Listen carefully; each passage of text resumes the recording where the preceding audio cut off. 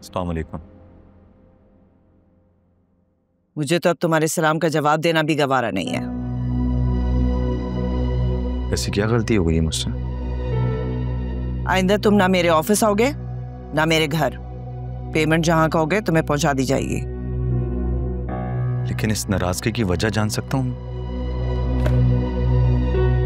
एक शरीफ आदमी की इज्जत उछालना। शरीफ आदमी की इज्जत उछालना? पहली बात यह मैडम कि इस दुनिया में कोई भी शरीफ नहीं और मैंने किसी की इज्जत नहीं उछाली। किसी की बेटी को घर से भगाना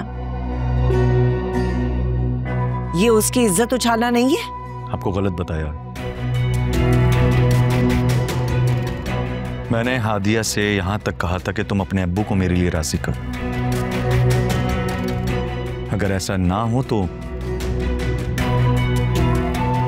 तुम्हारे अब्बू जहां कहें वहां जाके शादी करना। तो फिर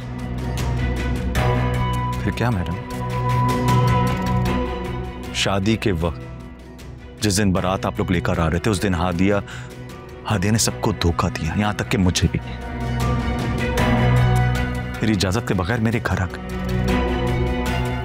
मैंने उसकी बहुत मिन्नत की कि तुम ये गलत कर रही हो हादिया, तुम अपने घर जाओ। इस वक्त घर पे तुम्हारे सब इंतजार करें, तुम्हारी बारात आने वाली। लेकिन वो नहीं मानी, यहां तक कि मेरे पैर पकड़ के बैठ गई। कहने लगी मैं अपनी जान ले लूंगी लेकिन यहां से नहीं जाऊंगी, मैं तुम्हारे सिवा किसी और की नहीं हो सकती। अब आप खुद बताइए सब में मैं क्या करता? क्या तुम सच कह रहे हो? 100% सच कह रहा हूं मैडम। अगर आपको मेरी बात पर यकीन नहीं है ना तो फिर घर आइए और अम्मी से पूछिए, अम्मी आपको सब सच बताएंगी। बल्कि मेरी मां ने भी हादिया की बहुत मिन्नत की है कि तुम अपने घर जाओ, इस सब में तुम्हारी नहीं बल्कि हमारी भी बदनामी होगी। लेकिन